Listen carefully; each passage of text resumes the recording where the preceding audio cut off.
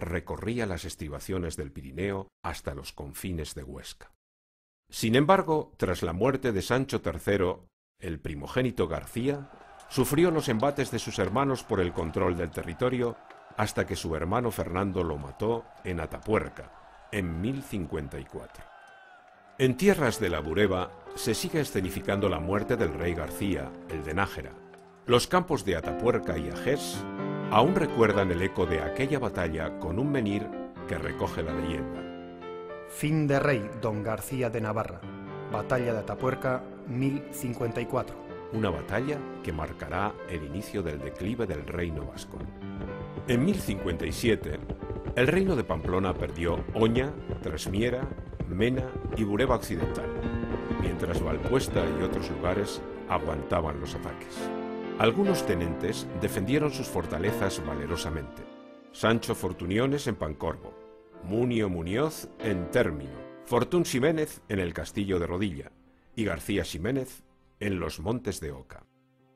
De entre aquellos combates, el más singular ocurrió en Pazuengos.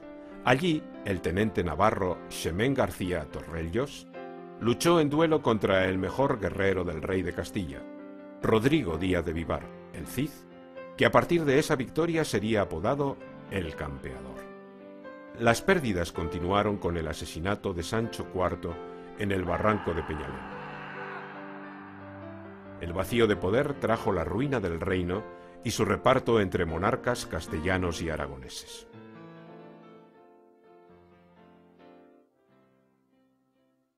García Ramírez recuperó el reino de las manos de sus raptores. Sancho el Sabio, cansado de prestar vasallaje a Castilla, trató de recuperar los territorios arrebatados mientras fortalecía las fronteras del reino con nuevos castillos, bastidas y promulgación de fueros, especialmente en las fronteras peligrosas de los confines alaveses. Su sueño se hizo realidad, y el año 1163 recuperó prácticamente los límites que marcaron los vascones siglos atrás. Fue él quien cambió al reino de nombre, de Reino de Pamplona a Reino de Navarra, y fue en tiempos del rey Sabio cuando un documento definió al euskara como lingua navarrorum, es decir, lengua de los navarros. La tranquilidad sería breve para el reino pirenaico. Pocos años más tarde, el nuevo rey de Castilla, Alfonso VIII, avanzó por la llanura de la Bureba en dirección al Pirineo. Algunos castillos, como Malvecín, hicieron frente al invasor, pero el empuje fue tal que Sancho tuvo que refugiarse en el castillo de Leguín, cerca de Urroz. El rey de Navarra entendió que debía proteger aún más sus vulneradas fronteras y creó villas fortificadas como La Guardia, La Braza, Antoñana, Campezo y Vitoria, y castillos inaccesibles en los accesos al reino, como Portilla, Zaitegui, Arlucea, Atauri, Treviño, Aitzarroz, Ausa o Mendicupe.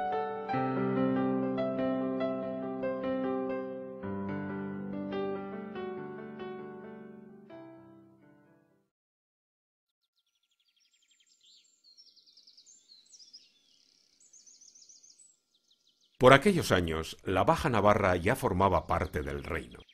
Además, el matrimonio entre Ricardo Corazón de León de Inglaterra y Berenguela, hija de Sancho el Sabio y hermana de Sancho el Fuerte, en mayo de 1191, selló la alianza anglo-navarra. Y se consolidan dentro del reino los territorios navarros de Amicuce, Arberoa y Oztibarre, Garazi, Baigorri y Landibarre, con el nombre de Baja Navarra, tierra de ultrapuertos o tierra de vascos, llamada así hasta el siglo XVIII. Sus castillos defendieron el reino por el norte, Mondarrain, Rocafort, Agramón y las bastidas de Clegans y Don Iván Egaraz y San Juan de Pie de Puerto, encomendada por esas fechas a quien años después defendió valerosa y heroicamente Vitoria del asedio castellano, un hombre llamado Martín Chipía.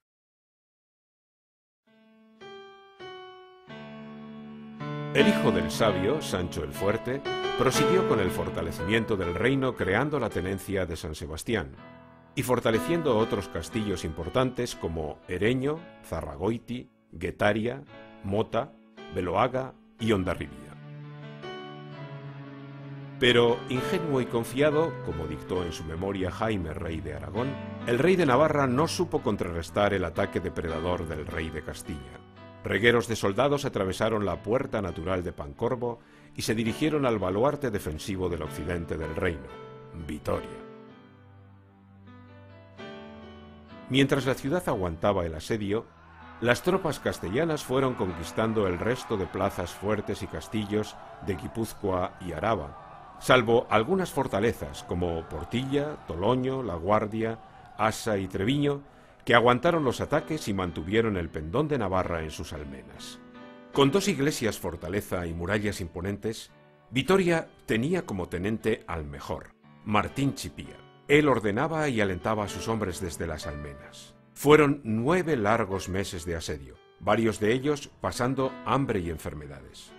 Por orden de su rey, Chipía aceptó la rendición. Cayó Vitoria, y con ella la Navarra occidental.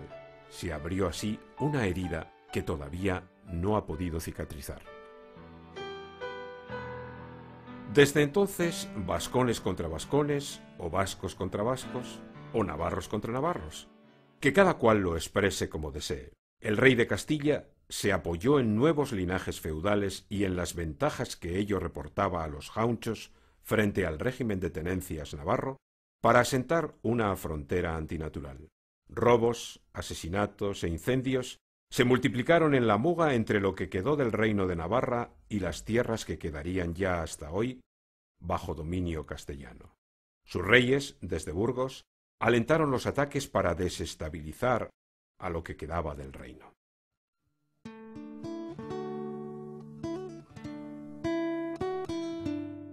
A mediados del siglo XV, Castilla volvía a usurpar territorio a Navarra. La Sonsierra luchó con valentía.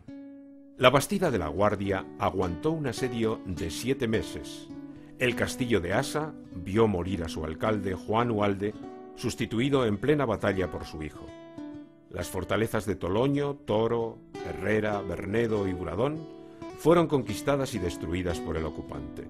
El cerco y acoso sobre el reino se hacía cada vez más estrecho, y en 1460 Castilla conquistó esa parte de Navarra. Viana pasaba a convertirse en la primera defensa al occidente del reino. 21 de julio de 1512. El ejército de Fernando el Católico invade el reino de Navarra por Olazabutía en dirección a la capital. Un buen número de navarros beamonteses, seguidores del conde de Lerín, así como alaveses, vizcaínos y guipuzcoanos, forman parte de las tropas castellanas. El corredor del Aráquil es vigilado desde sus alturas por un puñado de roncaleses, tal y como lo hicieron sus antepasados vascones ante las incursiones godas, francas y árabes. La promesa al rey de Navarra tiene más fuerza que el temor a enfrentarse a lo imposible. En un acto épico o suicida, saltan desde las peñas de Osquía a la vista de los generales de Castilla. Son derrotados.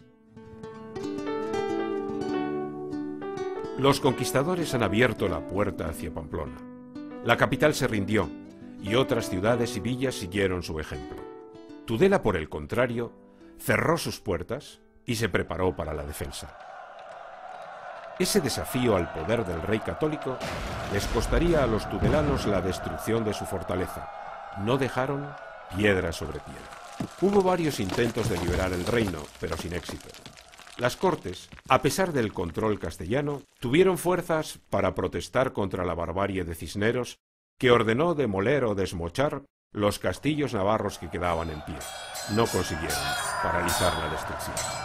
En un último esfuerzo por recuperar el reino, en 1521, las tropas navarro-gasconas del legítimo rey de Navarra, Juan de Albret, logran expulsar al invasor entre el repique de campanas de los pueblos. El sueño durará apenas 2 meses. 30 de junio de 1521. Campas de Noain y Esquiroz. Un ejército franco-navarro se enfrenta a las tropas castellanas que le superan ampliamente en número. La derrota dejó un reguero de muertos y la frustración de quienes soñaban con volver a ser independientes. Un año después, en 1522, algunos supervivientes de Noain tomaron el castillo de Amaiur.